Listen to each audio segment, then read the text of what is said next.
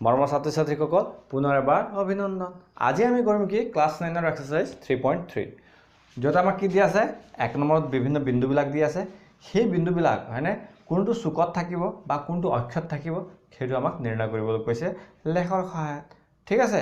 এতিয়া চোৱা এইটো আমাৰ x অক্ষ এইটো আমাৰ x ড্যাশ ঠিক আছে ঠিক তেনেদৰে এইটো আমাৰ y অক্ষ এইটো আমাৰ y ড্যাশ তাৰ মানে এই দিশত আমাৰ x ৰ ধনাত্মক অংশখিনি থাকিব এই দিশত x ৰ ঋণাত্মক অংশখিনি থাকিব ঠিক সেইদৰে এই দিশত আমাৰ y হয়নে ধনাত্মক অংশখিনি থাকিব এই দিশত y ঋণাত্মক অংশখিনি থাকিব এটা তোমালোকে মন কৰা আমি ইয়াত প্ৰতিটো ঘৰ কেনেকৈ ভাগ কৰিছো 1 সেন্টিমিটাৰ ইকুৱেল টু 1 বৰ্গ একক তোমালোকে মন কৰা এইটো প্ৰথম বিন্দু আমাৰ হয়নে এই বিন্দুটোত প্ৰথম সংখ্যাটো কি বুজায় x ৰ স্থানাংক আৰু দ্বিতীয় সংখ্যাটো কি বুজাব y ৰ স্থানাংক ঠিক আছে মাইনাসটো আমি x অক্ষৰ কোনটো দিশত যাম এইটো দিশত 1 2 মাইনাসটো এইটো হ'ল হয়নে 4 কি আছে ধনাত্মক তাৰ মানে ওপৰ ফালে যাম 1 2 3 4 এতিয়া এই দুইৰ ঠিক ওপৰত আৰু এই 4 ঠিক ওপৰত তাৰ মানে দুইটাৰ লম্ব দিশত আমি বিন্দুটো স্থাপন কৰিম ঠিক আছে এতিয়া আমি কি কৰিম 3 -1 তাৰ মানে x ৰ দিশত কিমান যাম 3 আৰু y ৰ দিশত কিমান যাম -1 x ৰ দিশত 3 1 2 3 y ৰ দিশত কিমান গলো -1 মনত থাকিব দুইটাৰে কি হ'ব লাগিব লম্ব দিশ আমাৰ নেক্সট বিন্দুটো কি আছে -1 0 -1 এইটো হৈ গল ঠিক আছে 0 টো না ওপৰত না তলত তাৰ মানে ইয়াতে থাকিব এইটো হ'ল -1 0 এতিয়া চোৱা 1 2 1 টো আমি x ৰ দিশত যাম 2 y ৰ দিশত যাম পজিটিভ হয়নে এই বিন্দুটো হ'ব কি 1 2 দুইটাৰ আমি কি কৰিম লম্ব দিশটো অঙ্কন কৰিম এই বিন্দুটো হ'ল আমাৰ 1 2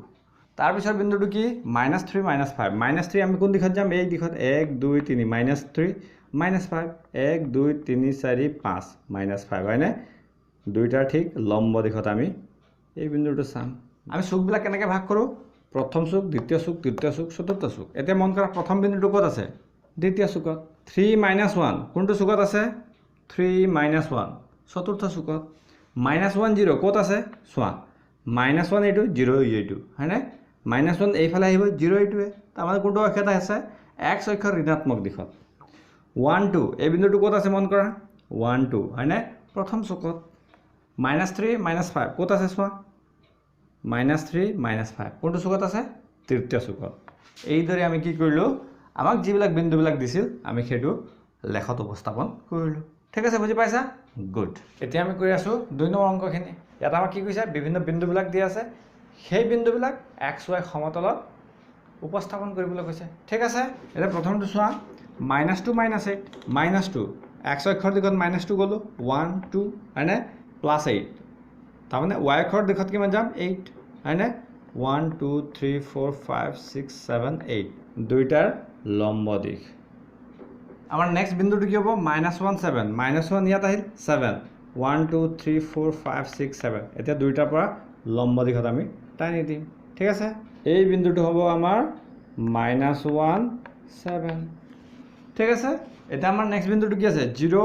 -1.25 0 আমাৰ এইটো হৈ গ'ল মাইনাস বুলি কওঁতে আমি y দিশত তললৈ নামি হয়নে 1.25 1তকৈ অকণ তলত নামি দিম তাৰপিছত বিন্দুটো কি আছে 1 3 1 আমাৰ ধনাত্মক দিশত 1 যাম 3 ওপৰলৈ 3 1 2 3 কিন্তু দুইটাৰ কি হ'ব লাগিব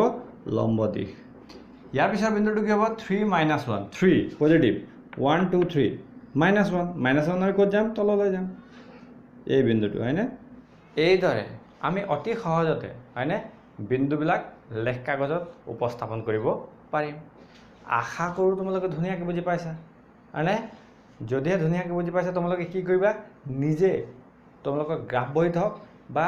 তোমালোকৰ প্লেন পেপাৰতে হওক আঁচ পাৰি হয়নে ধুনীয়াকৈ এই বিন্দুবিলাক